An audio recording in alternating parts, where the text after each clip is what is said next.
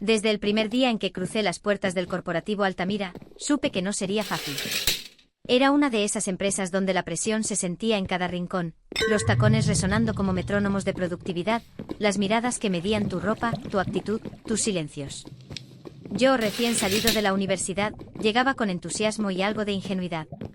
No sabía que en los próximos años viviría uno de los mayores retos de mi vida. Ni que al final, terminaría ocupando el cargo de quien más me humilló. Mi nombre es Marcos Ramírez. Cuando empecé en Altamira tenía 24 años y un título en Administración de Empresas. Fui contratado como asistente administrativo del Departamento de Proyectos, liderado por el infame Ernesto Gallardo. Y digo infame no solo por su reputación como un profesional implacable, sino por su capacidad única de hacer sentir menos a cualquiera que considerara inferior. Y para él casi todos lo éramos. Desde el primer día, Gallardo me dejó claro mi lugar. Aquí no estamos para educarte, Ramírez, dijo mientras hojeaba mi currículum con una mueca. Aprende rápido o estorba en silencio. Creí que era una forma ruda pero pasajera de mostrar liderazgo. Me equivoqué. Los días siguientes fueron una lección de supervivencia emocional. Gallardo corregía mis correos delante de todos, burlándose de mi redacción. Interrumpía mis intervenciones en las reuniones con frases como «mejor que se limite a tomar notas». En más de una ocasión, atribuyó mis ideas a otros compañeros. Recuerdo particularmente una propuesta que hice para optimizar la calendarización de proyectos. Él se burló en público y 2 semanas después, la presentó como suya ante la junta directiva. Recibió aplausos. Yo una mirada fría. Durante meses pensé en renunciar. Lloré en el baño más de una vez. Pero algo dentro de mí se rebelaba. Sabía que tenía capacidad, que mi trabajo valía. Y decidí que si él me quería fuera, tendría que ser porque yo me rendía. No lo haría. Empecé a quedarme horas extra. Aprovechaba los fines de semana para estudiar, mejorar mis habilidades técnicas, aprender sobre gestión ágil, liderazgo, negociación. Obtuve certificaciones por mi cuenta y comencé a construir relaciones silenciosas pero firmes con otros departamentos. Me convertí en el tipo que solucionaba problemas, el que respondía correos a medianoche, el que entregaba reportes impecables antes del deadline. Y aunque Gallardo siguió humillándome, algo comenzó a cambiar. Algunos compañeros empezaron a consultarme directamente, incluso cuando el jefe no estaba. Notaban que yo tenía respuestas, que sabía lo que hacía. Pero Gallardo no soportaba perder el control. Cada vez que veía que alguien me reconocía, redoblaba su desprecio. Un jueves cualquiera se volvió un punto de inflexión. La empresa estaba cerrando una negociación con una firma extranjera. Gallardo, como siempre, monopolizaba la información y marginaba al equipo. Yo, previendo errores, había preparado un informe con datos cruciales sobre la viabilidad del proyecto, pero él lo ignoró por completo. Durante la videoconferencia con los socios extranjeros, comenzaron a notar inconsistencias. Preguntaron sobre los índices de retorno y la amortización proyectada. Gallardo tartamudeó, buscó entre papeles, sudó. Finalmente dijo, Ramírez tiene esos detalles. Adelante, ilumínenos. Su tono era sarcástico. Pero para mí fue una invitación al escenario. Hablé con seguridad. Presenté los datos, los respaldos, expliqué la lógica financiera detrás del proyecto. Los representantes extranjeros asintieron. Al final, uno de ellos dijo, es reconfortante ver que tienen personas competentes detrás del proyecto. Ese día, algo cambió para siempre. A partir de ahí comencé a recibir invitaciones directas de otras gerencias para participar en proyectos clave. Gallardo intentó frenarme, pero ya no podía ocultar que quien resolvía los problemas era yo. A espaldas de todos, la dirección general ya había empezado a notar mi nombre. Un día, el director de operaciones me llamó a su oficina. Ramírez, le gustaría liderar un nuevo equipo de innovación. Acepté sin dudar. Por primera vez tenía personal a cargo. Trabajábamos con libertad, sin interferencia de Gallardo, y nuestros resultados fueron sobresalientes. Nuestro proyecto de eficiencia energética ahorró más de 1 millón de pesos al corporativo en el primer año. Y eso ya no podía ser ignorado. Un año después, estalló el escándalo. Una auditoría reveló que Gallardo había manipulado cifras en reportes anteriores. Había sobrevalorado logros, encubierto fallos, y usado recursos para fines personales. Fue destituido de inmediato.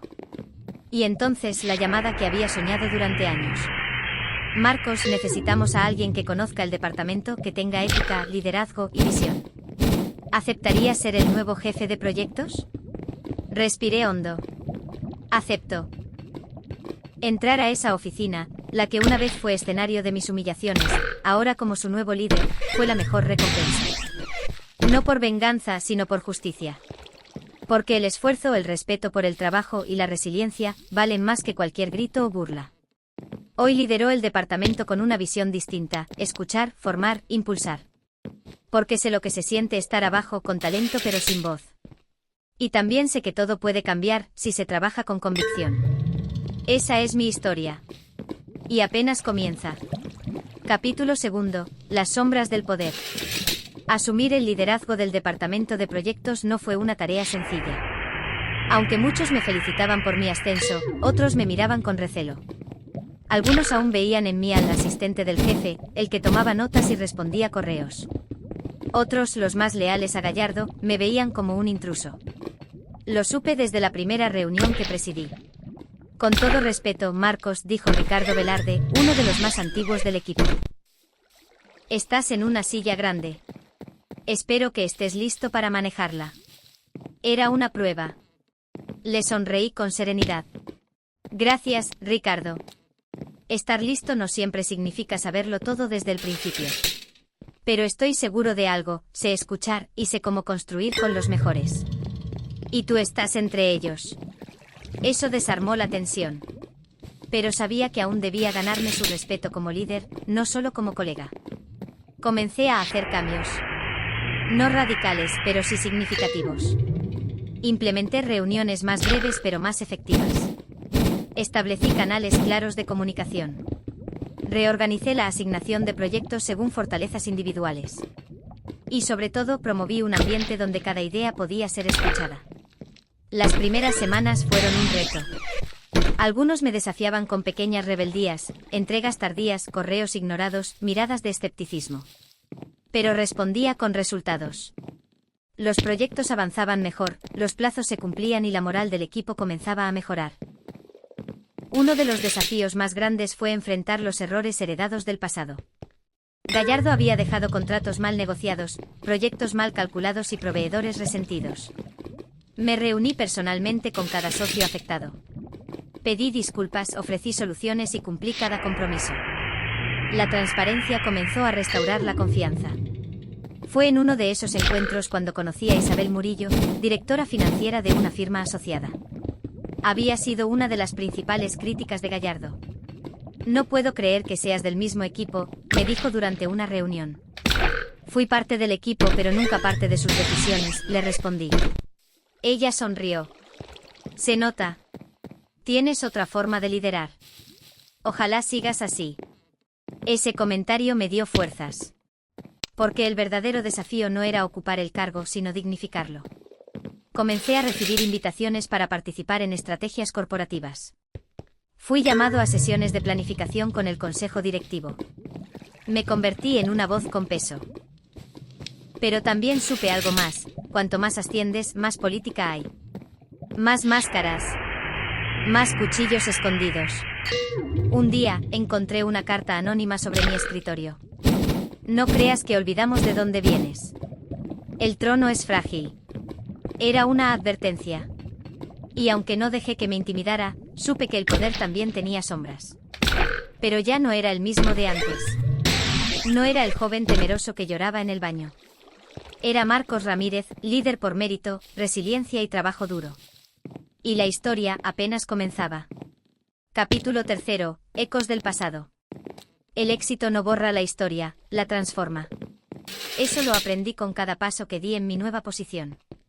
Aunque muchos habían cambiado su actitud hacia mí, aún quedaban ecos del pasado que regresaban, disfrazados de rumores, viejas amistades heridas o, peor aún, envidias silenciosas. Fue en ese contexto que reapareció una figura que no esperaba volver a ver tan pronto: Ernesto Gallardo. Un lunes por la mañana, mientras revisaba informes de desempeño, mi asistente me comunicó que había un visitante esperando. Dice que es una visita personal. Su nombre es Ernesto Gallardo. Sentí un vacío en el estómago. Años de silencios tragados y desprecios ignorados pesaban sobre ese nombre. Dudé un instante, pero pedí que lo hicieran pasar. Gallardo entró con una expresión mezcla de arrogancia vencida y rencor contenido. Su corbata estaba desajustada, sus ojos cansados. Había envejecido. Marcos, dijo sin saludar. Necesito hablar contigo. Lo invité a sentarse. El aire se sentía espeso. Vine a pedirte trabajo. Lo dijo sin rodeos. Como si no le quedara dignidad que perder. Mi silencio fue largo. No por venganza, sino porque necesitaba entender. ¿Y por qué yo? Le pregunté. Porque sé que tú sabes hacer las cosas bien. Y porque, a pesar de todo, siempre fuiste justo. Yo no lo fui. Lo sé. Pero tengo cuentas que pagar, Marcos. Y sé que tu palabra vale.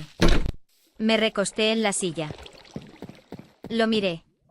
Era el mismo hombre que me humilló, que me menospreció. Pero también era un ser humano roto como todos cuando la vida nos quita el disfraz. Déjame pensarlo, respondí.